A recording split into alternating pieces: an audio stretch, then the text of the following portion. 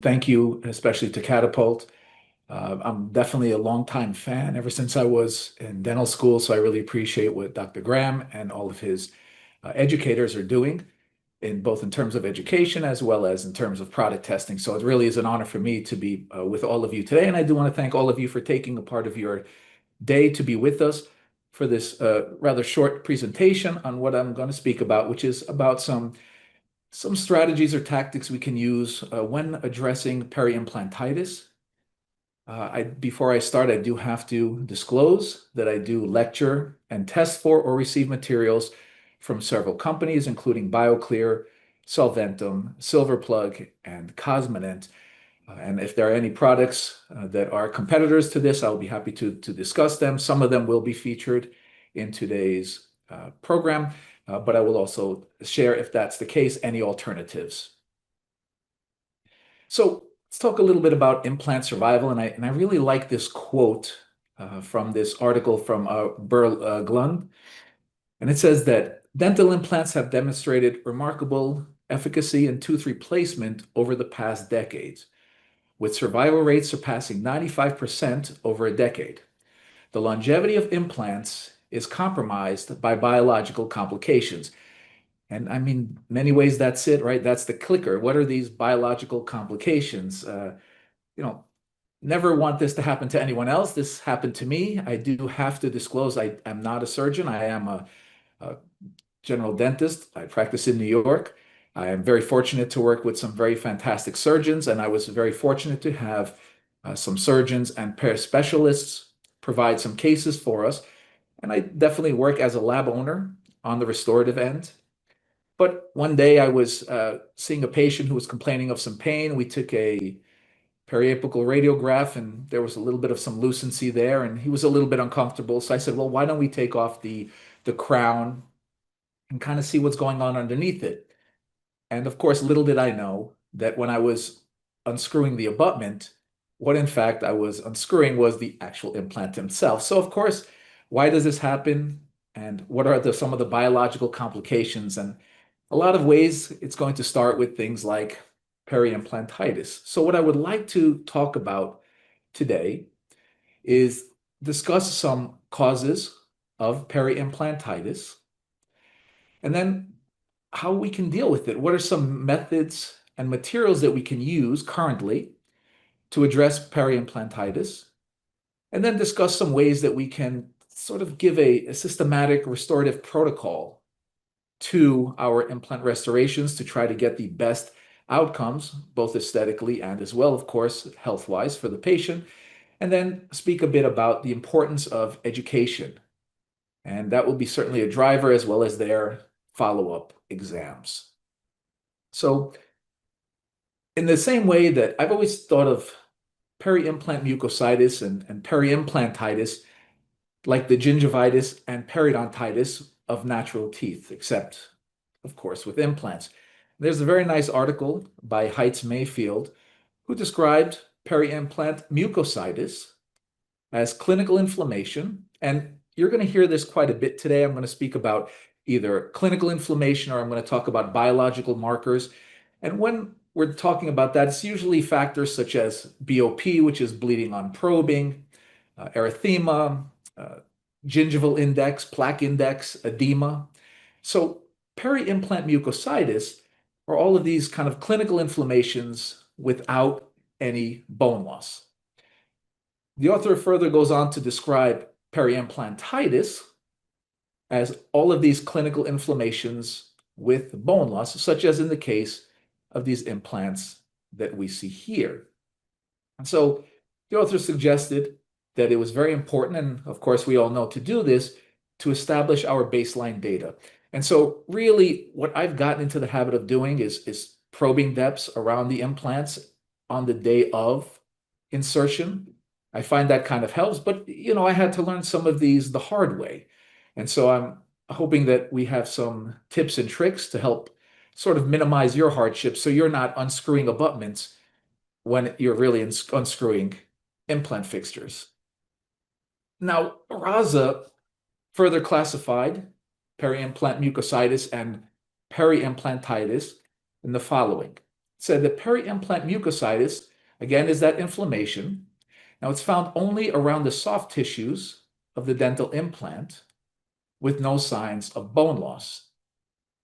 But then added pre-implantitis is a peri-implant measurement of 4 millimeters or greater with bone deterioration of less than 25% of the baseline.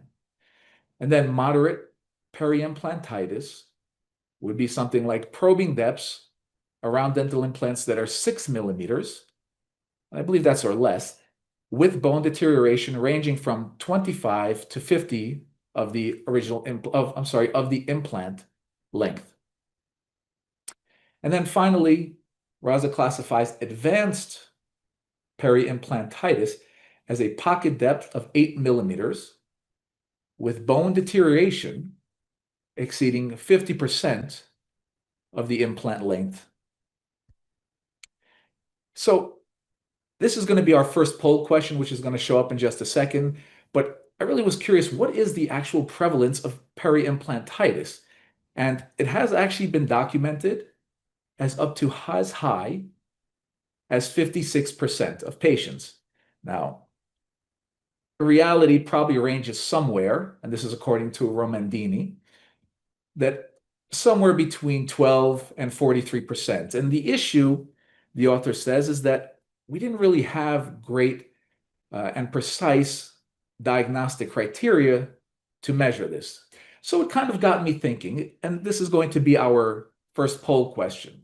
And again, this is anonymous, so please feel free to answer honestly. And I'm just curious whether it's from your own cases or from cases you have inherited from new patients and the like. But I would like to know, how often do you see peri-implant mucositis or peri-implantitis? You can give me a general for both in your patients. And our choices here are frequently, occasionally, and rarely.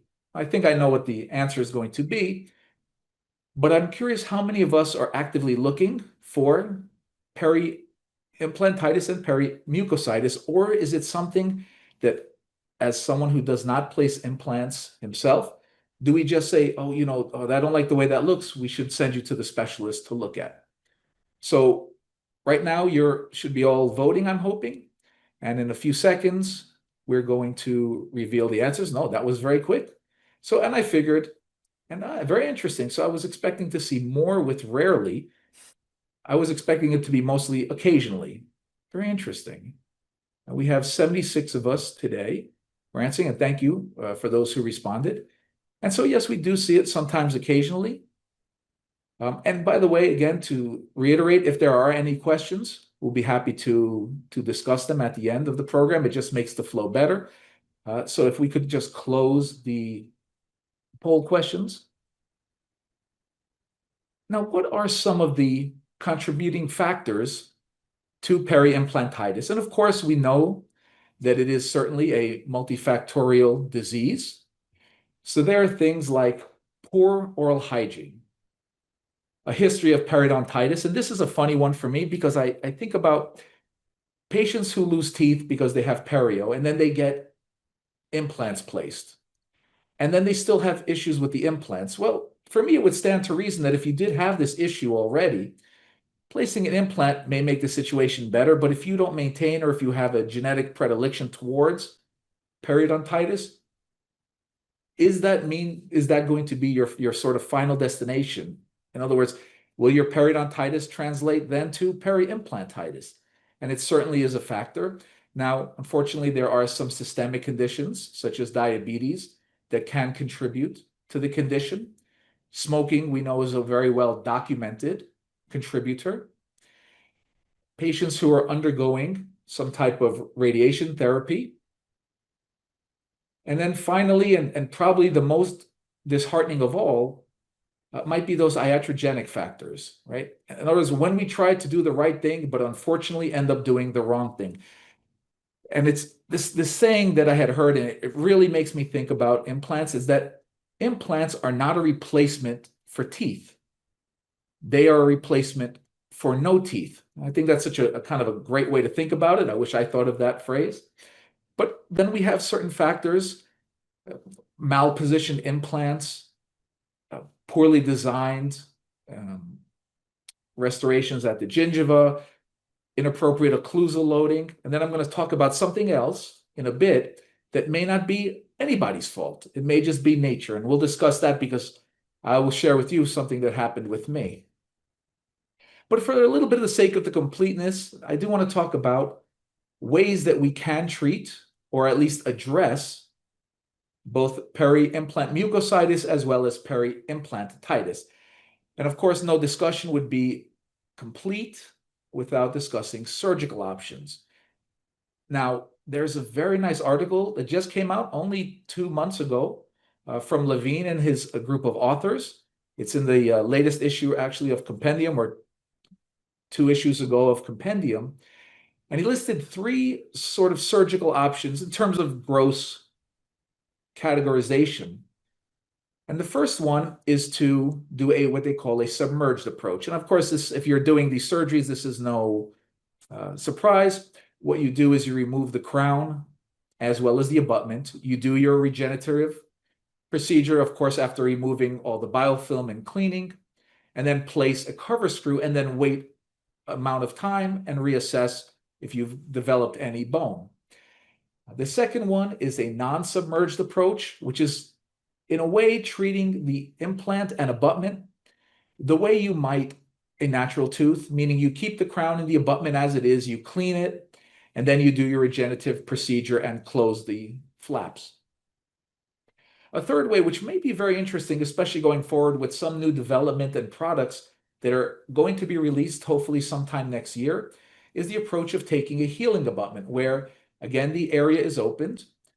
You do your cleaning, your regenerative procedure, and then you place a healing abutment in the hopes that this will encourage some transmucosal healing.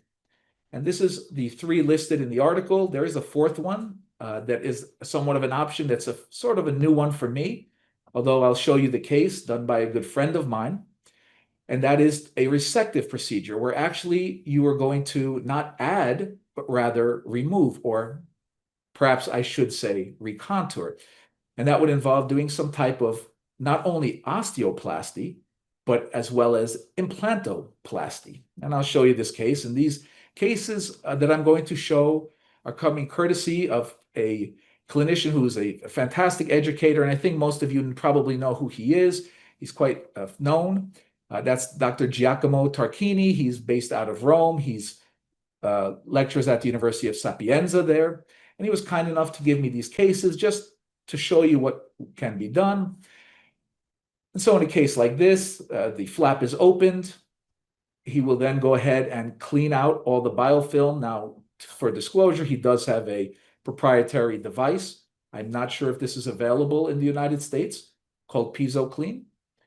And after the biofilm is removed and any granulomatous tissue is also taken care of, what he will then do is do a regenerative technique with bone, and perhaps placing a membrane, whether resorbable or non-resorbable. So we know this to be a very common tactic. But in this instance, Giacomo sought to close the area completely. In other words, create a submerged technique. So the implant now will then sit for several months. I believe it was 3 or 4 months in this case. Then he went back in and developed some bone, and now we'll do a bit of recontouring in the hopes that the next implants there will survive better or have a better outcome. And this is the resective therapy that I was speaking about. So he had a case here where we see implant threads are now exposed. The implant was quite stable.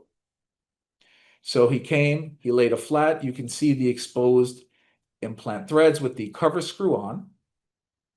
He then removed all the biofilm and cleaned the area. And then he went and performed on the threads themselves an implantoplasty as well as a bit of an osteoplasty to contour the bone to work more biologically sound. I've never seen this before, and I asked if he didn't mind if I showed this case, and he was happy to. I think this is such a very clever way to approach such a case. Now, yes, you are losing some support here because those threads are not engaged. They are now part of the abutment, if you will. And you can see here it is converted. And here it is, I believe, after some time. And this was definitely a more cleansable option for the patient, and the patient got many more years with this. Now, I do want to say that if you do have specific surgical questions, unfortunately, I will do my best, but I am not, like I said, placing implants, and perhaps I'm missing out. But this is it's a fascinating world, and I'm really happy that we have such talented and skilled clinicians who can make whatever thing I do look good.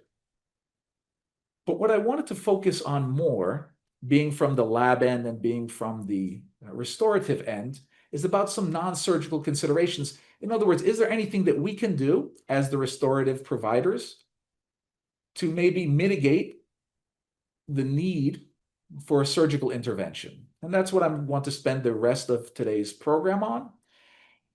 And so there are a number of adjuncts that are available. The most common we're using, and we're going to discuss some of the most commonly used, rather, physical agents, whether they're chemical or elemental. I'm going to speak very briefly about laser therapy. That's something that's quite popular and has shown to be quite effective. And then there's the common thing. Patients have to maintain their hygiene schedules. We have to make sure that we are cleaning the areas appropriately ourselves. And then also that goes hand in hand, of course, with patient education, which I think is such a big factor in these types of cases. And then something that is very new, at least for me, and it's, again, something that I'm going to speak, unfortunately, very briefly about because it's not available in the United States, and that's about using a pulsed electromagnetic field to help with peri-implant mucositis as well as peri-implantitis. And the results of this are kind of very interesting and I think very promising, and I'll discuss that in a moment. But I'm going to start with a physical agent that is quite common in a lot of these, and that is the use of chlorhexidine. And so the advantage, and that's why it's in green here, of chlorhexidine is that we know it as a broad-spectrum antibiotic. And in fact, the study just came out this month from Isola and their group of authors, and that it has been shown that if you are using chlorhexidine in conjunction to instrumentation, that you actually had an improvement in those biological markers. Again, that is something like bleeding on probing, probing depths, and as well as gingival index. And we use chlorhexidine. It's a very commonly prescribed antibiotic, and I know that it is undergoing a bit of controversy. And this is one reason why, or two reasons why, chlorhexidine may give some of your procedures pause. And the first thing is that it can roughen implant surfaces. By the way, citric acid, because it was part of actually the same study, which is cited in this review article, both chlorhexidine and citric acid have been shown to roughen implant surfaces, which can then further harbor bacteria. The other thing is chlorhexidine has been shown to promote cell cytotoxicity, and that can affect osteoblastic activity. And so there may be an issue with the re-osseointegration, if you will, of bone or graft bone around the implant. Now, while these are areas that may give us some pause with chlorhexidine, this perhaps might be more of a factor if we're taking a surgical approach. The study I cited earlier was certainly a non-surgical approach to attack PI. So it may still be very much a viable way to attack our biofilm. Now, there's other products that are on the market. This is coming from two companies actually based out of Israel. And what they create is they're creating these antivirus gel or virus seal, or two brand names essentially of a gel that contains thymol, which is found in essential oils, but it has been shown to have very good antimicrobial properties, especially with Staph aureus bacteria. And it sits in a silicone matrix. And what you do with this is that you would remove the healing abutment at the time of delivery, and then you would clean it with this gel. With the gel actually to the sort of sulcular area or the implant area, then you would place your abutment.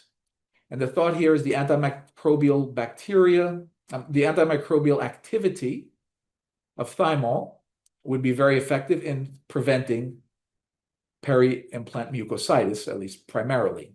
And it has been shown to be quite effective, although there are concerns with a very simple question: how long does the agent stay in the sulcular area? And it does tend to wash out, but it is a very promising product.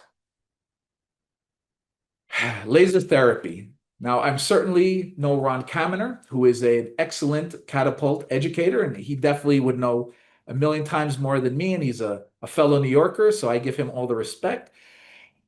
So instead, what I'm going to do is something that you are taught to never do when presenting with PowerPoint, and that is namely to do this. And what I am showing you now is essentially something called death by PowerPoint. But I just wanted to put this slide up here en masse when it comes to laser therapy to show you that there have been a good number of articles showing that laser therapy can improve those biological markers we talked about, both in peri-implant mucositis as well as peri-implantitis. We can see with an ND-YAG laser that showed an improvement. The erbium laser showed an improvement. Now, the ND-YAG laser, by the way, is the one often used in the LAPIP procedure. The erbium laser showed an improvement in probing depths, as well as bleeding on probing. Also tended to show a little bit less pain than ultrasonic devices. But the CO2 laser, something like the Solea, had shown an improvement in biological parameters as well. And the diode laser, just for the sake of completion, also showed improvement. So all of these, regardless of their wavelength, their functionality, and their target tissue, have all been used to show some type of improvement of these gingival markers. So it's definitely a promising thing. Again, this topic itself, I know for sure has to be an hour or 2 hours just by itself, just only for this topic. So I apologize for shortening. There are some very nice articles I listed here, but I did want to include them into the program for today. Now, there is still a little bit of a tendency for flap surgeries to be a bit more effective. At least this is from an article that just came out this month from Malmquist, and it shows that, yes, well, diode lasers can remove both granulation tissue as well as submucosal bacteria. Flap surgeries still did yield a slightly better improvement upon probing depths. However,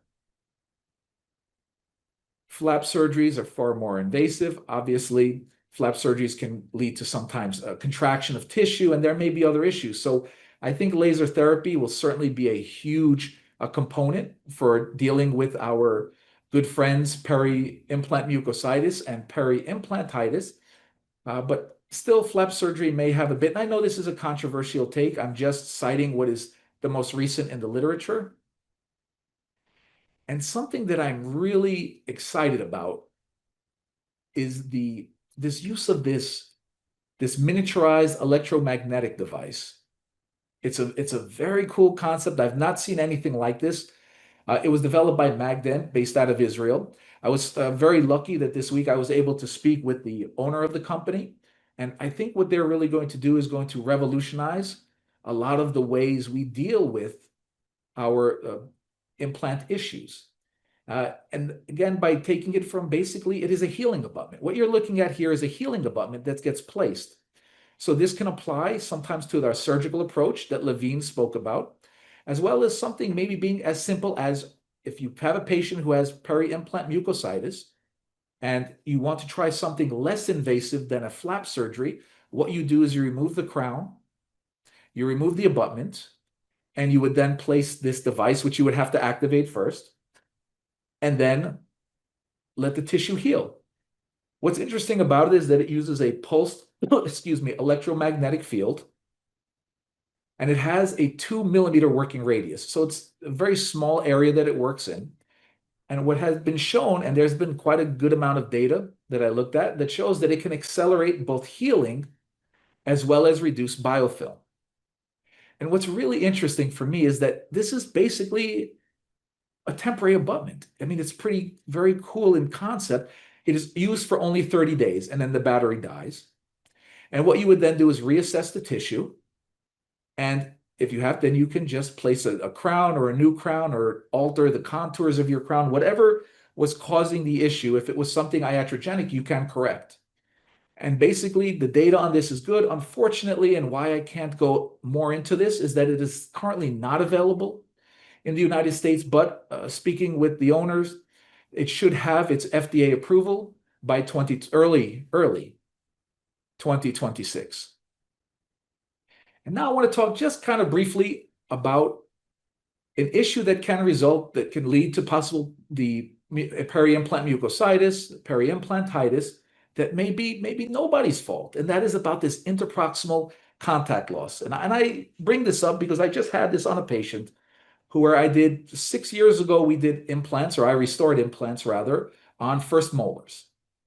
And we also did some aesthetic work on her. She came back and her gums were really bad because she had not been to the dentist in 6 years, which of course makes me feel bad for putting in hard work and seeing very irritated tissue. But the reason she came back was not because her gums were puffy where we did any type of work, or that she wasn't cleaning and she had calculus. No, her concern was that she actually had open contacts bilaterally on both, between the first molar, which again are implants on the mandibular, and her second premolars. And so as we looked into it a little bit more, I was like, why? I perfect contact when I did it 6 years ago. And there are studies that suggest, and I'm probably the last one to know this, but this does tend to occur more frequently on the mesial than it does on the distal. And we can have these open contacts as a potential risk factor for peri-implantitis. Now, another article by Bompoloaki, which was a cross-sectional study, had shown more frequent on the mesial than on the distal. These contacts tended to increase over time. They found that it was less common in premolars than molars, and I'm like, yeah, of course. But what was interesting, they did find no association between open contacts and peri-implantitis. Now, I'm going to discuss sometimes why this can happen, but one of the suggestions to stop interproximal contact loss was the use of a mouthguard. And the interesting thing in this study that was from the Journal of Prosthetic Dentistry in 2022 was that actually occlusal guards did not really make a difference. It was quite interesting. And then just another last study from Shiba, which was a systematic review, which I always like to go through. As a former researcher, I appreciate this for several reasons. One of them is I don't have to jump through every single article, but found that systematically it tended to be more frequent on the mesial than the distal. You can see 44% versus almost 28% on the distal. And the interesting is that neither age, gender, nor arch location actually showed an impact. And so it's one of those things where you may have done everything right, and yet the patient comes back to us with this open contact. So is this iatrogenic? Well, why does this happen? There's been several theories. And one of them is that it's possible attrition owing to occlusal loading and possible micromovement. And we're going to discuss micromovement next. The other thought is possible tooth migration as well. And this was an article from Varthis, and Tarnow was in this, was growth and development may also play an impact. And is it one of those things that we just are really going to have no choice but to deal with? Or is there something we can do? And to be fair, I'm still looking for a good answer for that. But let's go about that issue of micromovement, because this is going to lead into what I want to discuss next when it comes to dealing with our peri-implantitis and peri-implant mucositis. And that is about micromovement. And we know from FEA studies and FORCE studies that there tends to be more motion at the cervical area of an implant versus the apical area, where there tends to be almost none. This article by Winter showed that platform switching did better in terms of movement. And by better, I mean that there was less deformation, which I'm going to show you definitely with the next slide. as well as less microgaps. And so I want to share here a quite famous, I think pretty much everyone knows this one from Holger Zipprich. This is when he presented um, on micro movements as well as micro pump. And he had shown this, and this is a video you're going to see just a very small snippet of it, of using X-ray filming. You can see that they put about 200 newtons of force on the implant. And this is what they call a flat implant. And between the implant and the abutment, you can see that there's a little bit of moving. See, it opens up a little bit when that's subject to force loading. And that can have a huge impact. And so this was part of his presentation. I will tell you it is available on YouTube. I would absolutely recommend you see it. But here's where things become interesting for us. Because according to Zipprich, those micro movements will create this micro gap. And as the tooth is coming back and forth, it's actually creating what he called a micro pump effect. I actually like the way he described it in his seminar. He said it's like when you're a child and you're running around wearing galoshes and you get water caught in your galoshes and you get that squishy movement as the water's squishing in the boots themselves. He said the only thing is you can take off the boots. Right? And so how do we deal with it in terms of our patient care? Well, one of the things he found, again, just to reiterate, is that more movement with this micropump effect would force bacterial and biofilm through the implant to the abutment and create this biofilm leakage. In the article, conical abutments showed the least amount of movement, and flat or butt abutments, which is the photo or the series of the video I showed you, had shown more movement. Now, a very interesting one are some considerations with Morse taper, which I'd be happy to talk about because Morse tapers are, in a way, a very conical abutment. And they show almost no movement, but there is still some. And there is definitely, and I'll show you a study later, that there is still leakage, even with a Morse taper. And I'll be happy to discuss that a bit. But now let's turn a little bit about what can we use on the restorative end. See, my whole point is I'd like to not send the patient, although they're brilliant, I'd rather not send my patient over to the surgeons to have the gums cut. And patients, of course, don't really want that. So are there things we can do to prevent this inflammation, to fight the biofilm that's present? And sure, there are some chemicals and elements that we have shown. I spoke a little bit about chlorhexidine and thymol, and lactoferrin is a glycoprotein that has shown antibacterial effects. It's available in a gel. But what I want to focus on today is really on silver. And silver has really a lot of places that it is seen in dentistry. In fact, we know it as things more than just our amalgam fillings, right? We see silver in things like silver diamine fluoride, which is so incredibly popular these days with our pediatric patients and to help halt rampant caries in some of our patients. Some formulations, if endodontic sealers, have added silver to the mineral trioxide aggregate for its antibacterial properties, which I will discuss. We also have them also plated onto orthodontic ligatures. I'm going to speak a little bit about implant coatings and how they kind of work, didn't work. And then finally, and what I'm going to focus on restoratively is about your implant screw channel sealer. And why is silver so effective? And why is it so popular in so many applications within dentistry? Well, it works in essentially three ways. It is both it is first both bacteriostatic and bactericidal. So first, what it can do is it tends to bind to bacterial DNA with sulfur and phosphorus, which can halt DNA replication, making it bacterial static.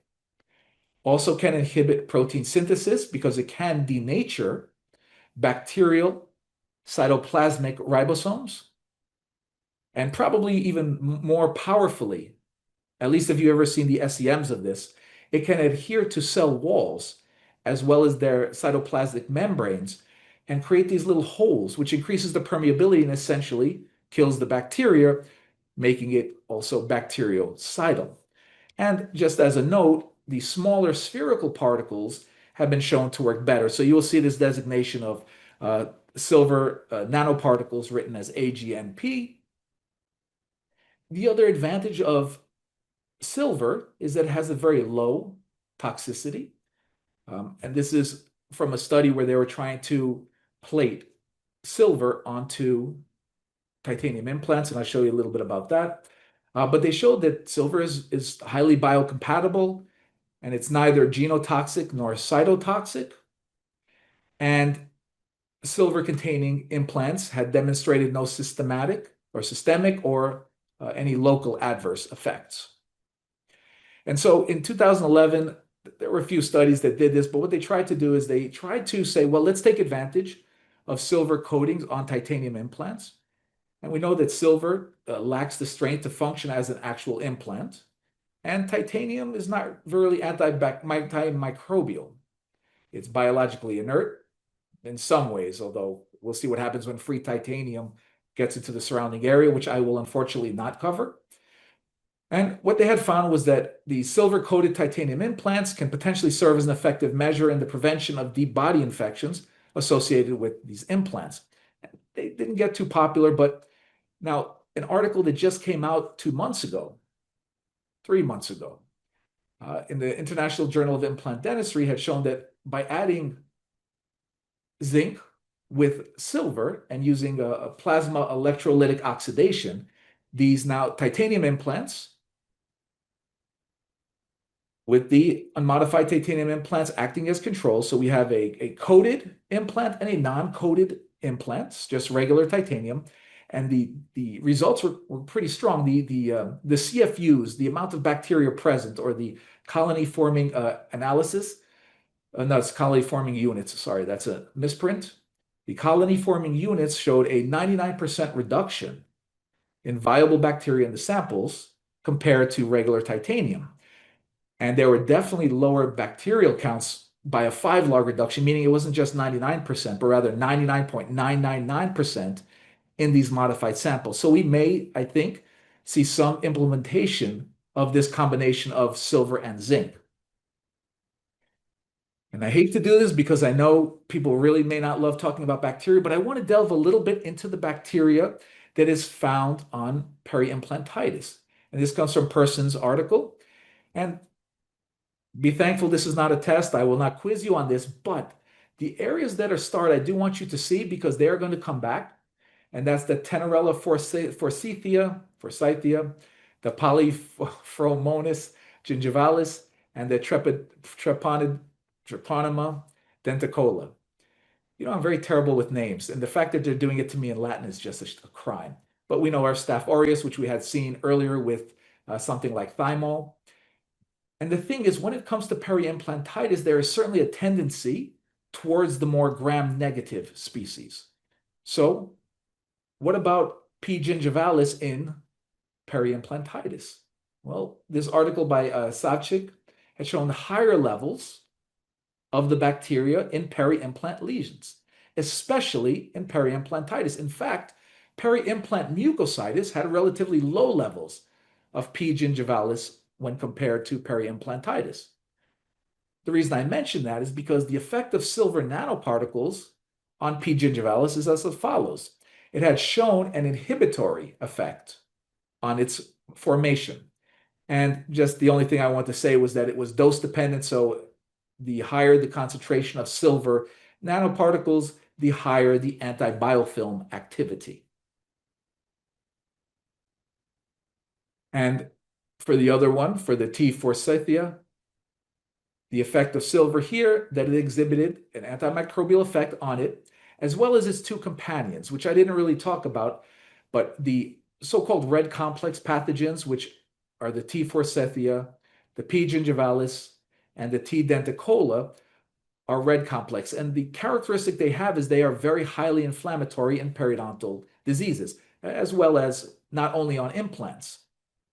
And silver was very effective. In fact, it was more effective than 0.12% chlorhexidine. Now, granted, there are stronger formulations of chlorhexidine, but this is just some data. And now what I want to really get into is let's get into the chamber, because this is in many ways the gist of what I'm trying to lead up to. And by into the chamber, what I'm talking about, of course, is what do we do here? Right? The surgeons did a fantastic job of putting implants in perfect places and being very careful with the bone and biological structures. And now it's up to us to finish the job. And by us, I mean the restorative dentist. And so we're going to now deal with these screw-retained implant crowns. So my question to you, what is your preferred implant screw channel for a screw-retained implant crown or even a cementable crown? What are you blocking the access screw or the abutment screw with? And you only get one choice, but our current choices are cotton pellets, gutta percha, polyvinyl siloxane, or Teflon tape PTFE. But I think I have a very good idea of what the answer is going to be. Yep, yeah, kind of figured. Interesting. So we have 12% with cotton pellets. We have 10% using gutta percha. Interesting. I did not realize polyvinyl siloxane would be that popular, but we actually have 4 of the 78 of us using it. And as I suspected, PTFE tape is winning this battle with 73%. And so a little bit about that, if I might. One, this is something I pulled out of. Unfortunately, we may have seen this if we have to remove any of our cases. When I was in dental school, I was taught, of course, that you have to cover your screw access because you don't want composite getting in there. And the best thing you can use is cotton pellet. Well, you pull out cotton sometimes, and boy, it just is not the most healthy looking thing, putting it very mildly. So let's look at a few studies just about what's the best seal for the implant channel. And this was an article by Ramadan, and it was a significant difference was observed between cotton and gutta percha, as well as cotton and Teflon tape regarding the bacterial count. To be fair, gutta percha and Teflon tape, PTFE, did quite well. There was no significant difference between them regarding colonization. And gutta percha and Teflon tape presented lower biofilm formation compared with cotton. So I see why now we are using more and more Teflon tape. And this was a systemic review from De Sousa. I like this article quite a bit because what it looked at is it also looked at bacterial leakage, looking at internal, external, as well as the Morse taper, which supposedly has no micro movement, which would then say that there is no bacterial ingress. But lo and behold, if you use cotton with a Morse taper, you had still poor control of bacterial infiltration, meaning that yes, the movement is very slight, but there is still infiltration even in a Morse taper. Cotton performed the worst. Gutta percha and Teflon tape did quite well and so they said this is what they recommended at the time.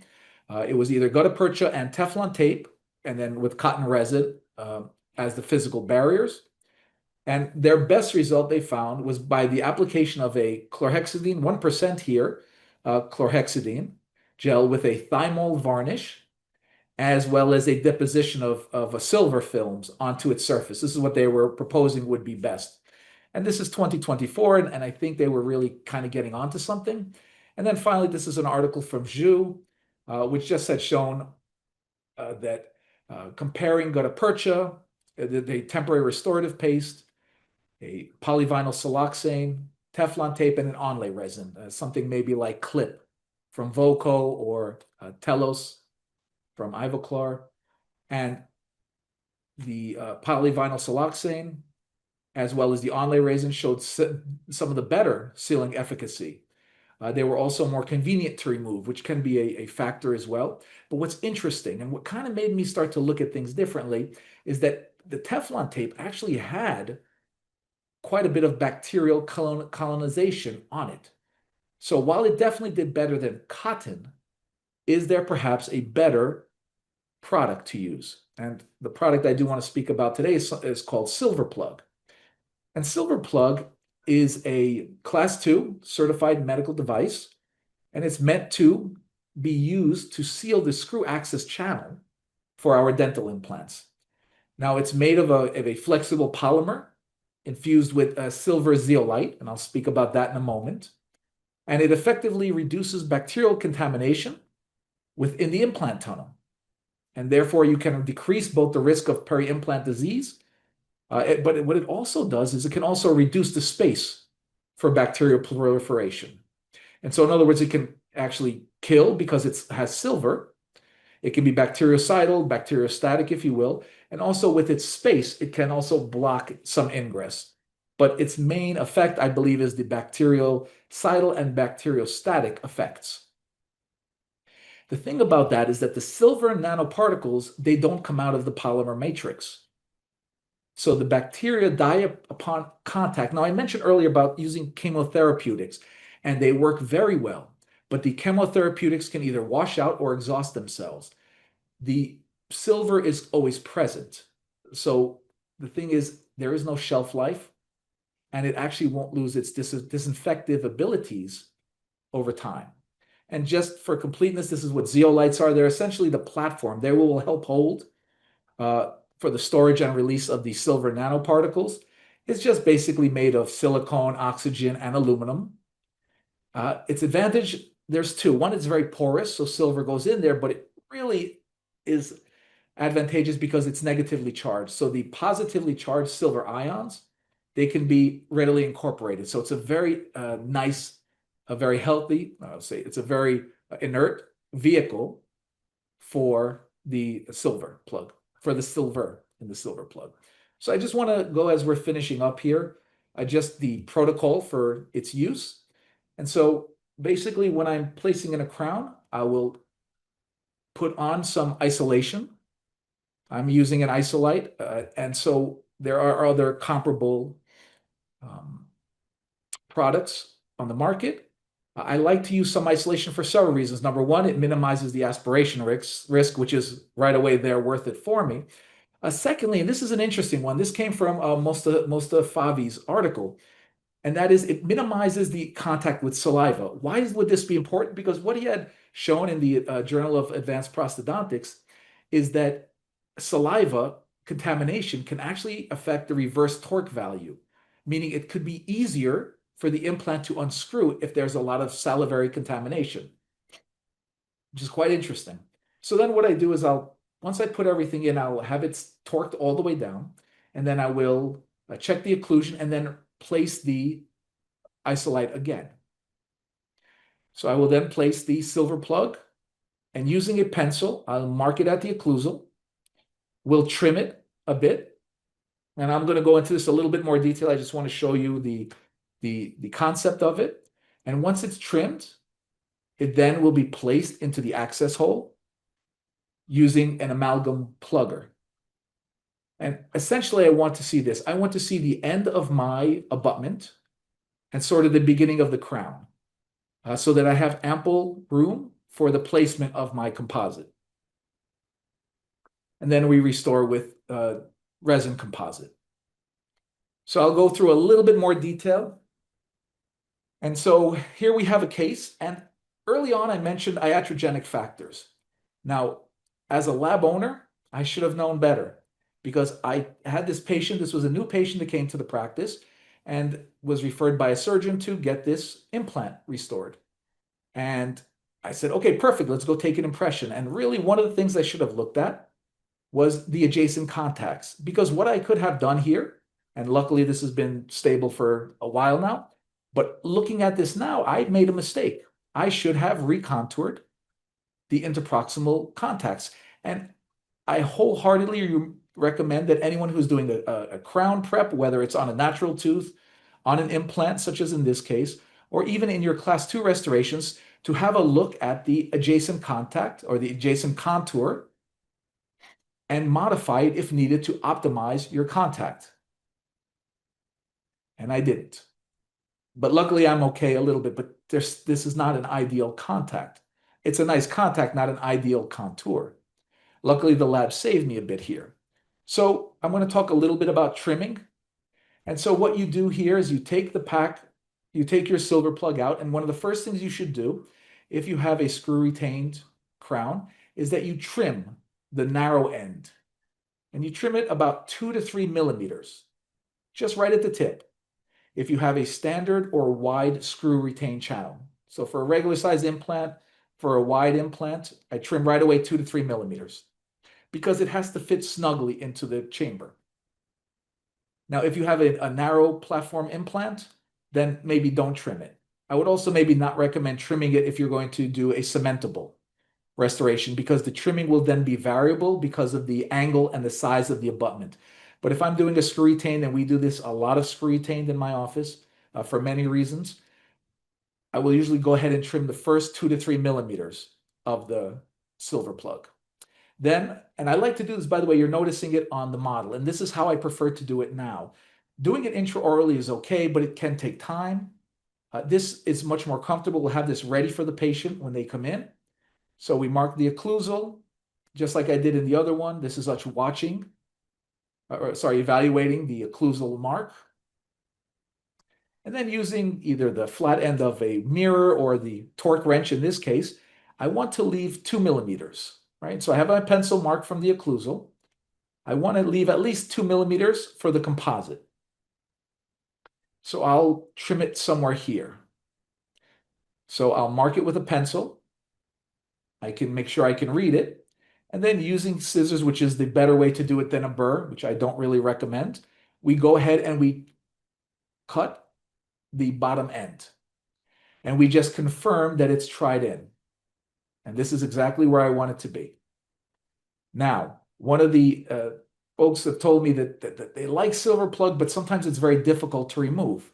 And so the removal for this is quite easy. I would recommend either using a sharp explorer, or if you get really stuck, to use like a K-file. Usually like a size 45 is good for a regular size implant or a wide implant.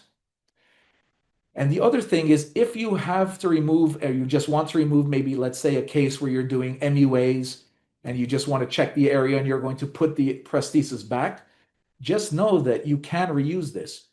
And I'll tell you, they tend to look very, very clean. Now, I have been using it, so all of my data is unfortunately anecdotal because of what I've seen, but I've seen it look absolutely gorgeous after a few years in use.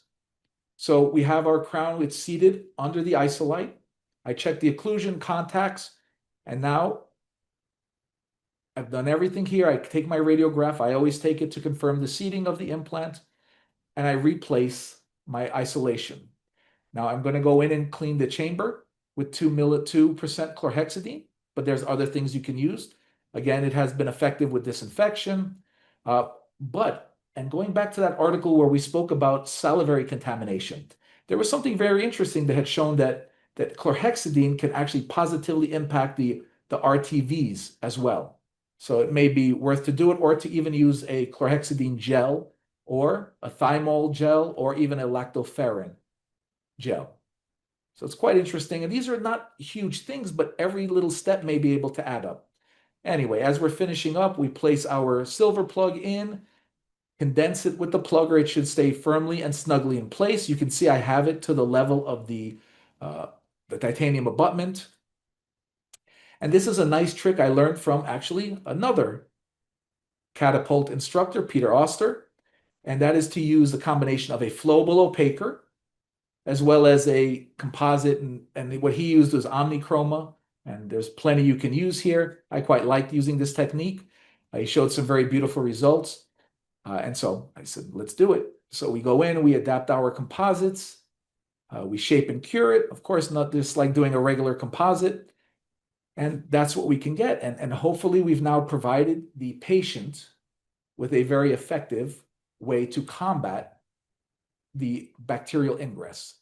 And so I want to just show some case studies, and this is from the actually cases given to me by Matteo Antonini, who is the inventor of silver plug. And because I'm using it relatively new, I'm a relatively new user, he has much longer case studies, and we'll finish with these. And so this was a case here where a patient had a failing implant. There was peri-implantitis. So he opted for an open flap, non-submerged approach.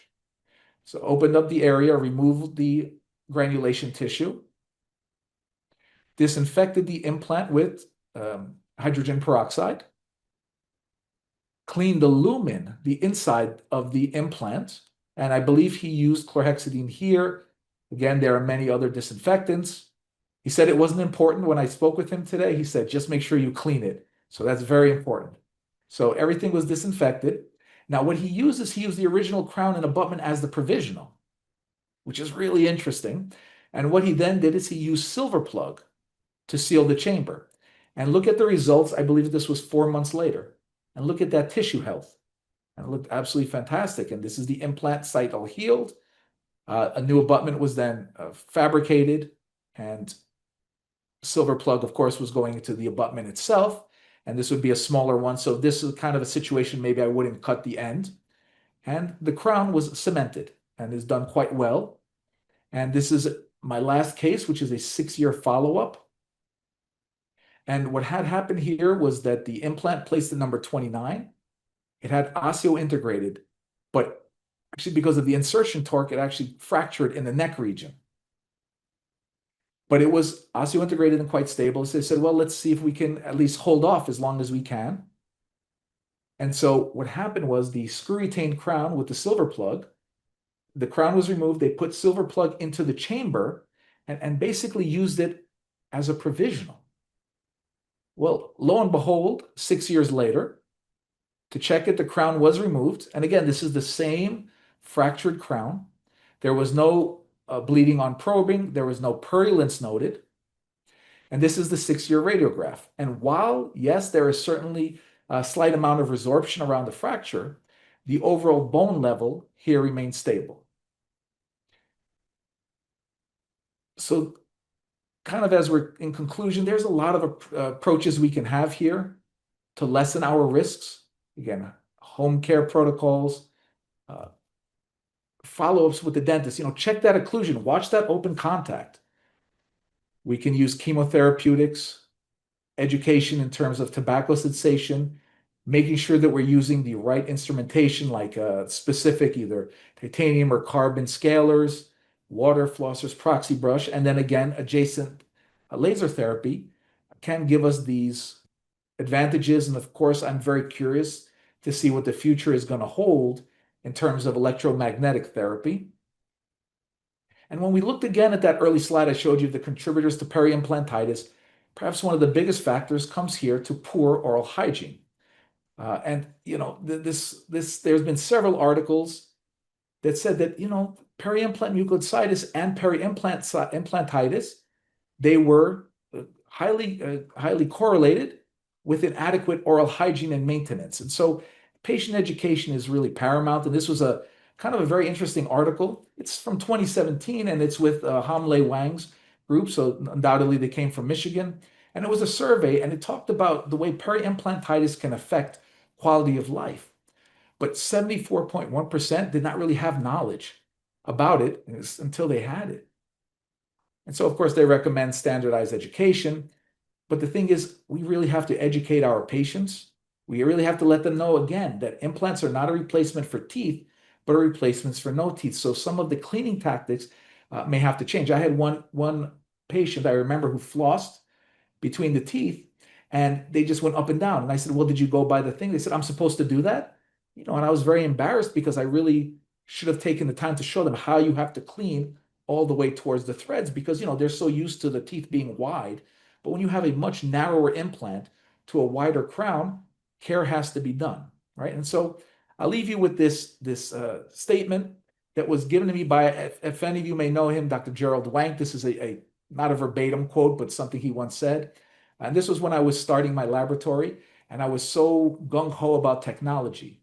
And I'm very happy that we are seeing technology have such an impact on helping patients address their implant issues.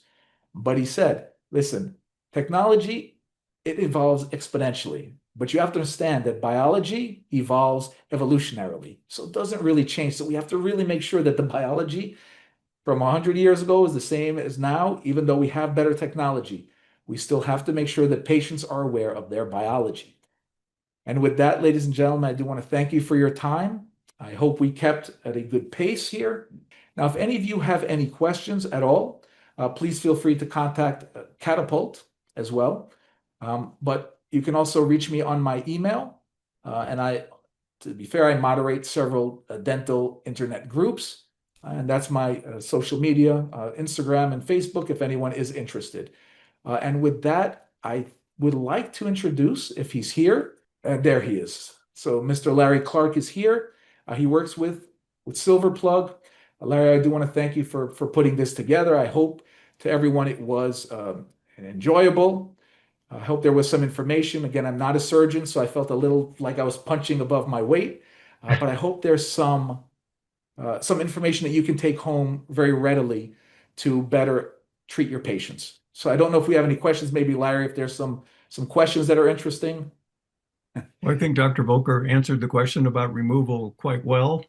Again, silver plug's kind of like a cork. And so when it goes in, it maintains a tight fit. But you can, generally speaking, with an Explorer and or a K-file, as Dr. Volker indicated, should slide right out. And I know it always comes out clean. And of course, helps prevent any odors that may come with it. Yeah, not that you want to smell the plug, and I don't. Let's be fair. I said it looks clean. I didn't say anything about the way it smells. There is one question about the med device. It's a 2 millimeter effect was described. Is that 2 millimeter bone outside the exterior? It says, is that 2 millimeter of bone outside the exterior implant surface? And yes, that is as I understand it. And that was a question regarding that. I will tell you that there will be a lot more information, I believe, coming very soon about the med device. But you can find them on social media. Just find it, and they do have a very good website with a lot of um, very interesting and very, very impactful to me information. So I'm very interested in that technology. Another question we had was about gingival cuffing. Yeah, I will tell you, and Dawn, thank you for that question. I am not, uh, uh, I can't tell you exactly what causes gingival cuffing. Perhaps there's a periodontist, and I certainly know we have them at the Catapult sort of arsenal of speakers. And is this a marker for peri-implantitis? And for me, I would say it's kind of a pre-peri-mucositis for that gingival cuffing. And now another question was, would you use any local antibiotics such as Arrestin in cases of peri-implantitis? I don't know the efficacy of Arrestin in peri-implantitis cases. I did not see a lot of data substantiating that. I know the data has been okay with natural teeth. I'm not sure about that regarding peri-implantitis. And one question here, how easy is it to remove silver plug compared to PTFE? I would say it depends. Sometimes you have to be very careful. Now, I will say this, when you're doing your composite core over the silver plug, and then you have to go back to remove it. By the way, this applies to cotton. This applies to probably especially gutta percha and vinyl polysiloxane most of all. And I see this with my students and my residents. Remove all of the composite because I can't tell you how many times I see them try to just make a little hole and try to pull the cotton out, assuming that they're going to take also the rest of the composite out. I would say if you remove the entire periphery of your composite, the silver plug should be very easy to move. There's a nice video on the website that shows you a little technique where you can twist with an explorer to take it out. Ha ha ha ha. And just want to say hi, if I don't know if he's still here, but Dr. John Graver, who is a fantastic speaker and a good friend of mine. Thank you for that. I appreciate that. Sorry, that wasn't a question, but I do want to acknowledge him. If you ever have the opportunity to see Dr. Graver speak, please do so. We actually, we're authors in the same textbook on minimally invasive dentistry. But it was definitely a pleasure to be here, and thank you for including us into Catapult's educational series.